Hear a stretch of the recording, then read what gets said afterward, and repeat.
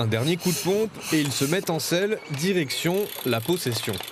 Ces cyclistes testent pour la première fois la piste cyclable de la NRL.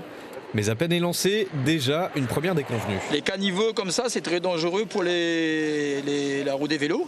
Parce que si la roue du vélo tombe là-dedans, donc je veux dire qu'il y a chute tout de suite. Il vaut mieux bien regarder où l'on roule. Pour le retour vers l'ouest, ils passent par ces 5 km de pistes sécurisées, entre mer et montagne. Mais sur un axe aussi emprunté, le danger n'est jamais bien loin.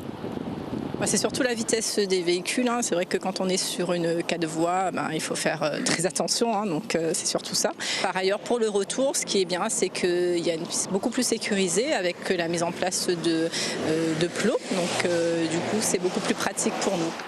La route du littoral était un vrai point noir en termes de sécurité pour les cyclistes. Avec la piste de la NRL, c'est un peu mieux.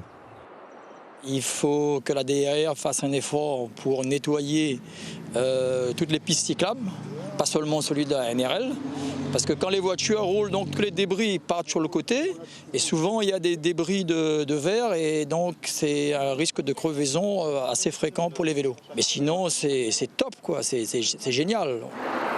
Selon le centre réunionnais de la gestion du trafic, chaque jour, une vingtaine de cyclistes empruntent la route du littoral dans les deux sens.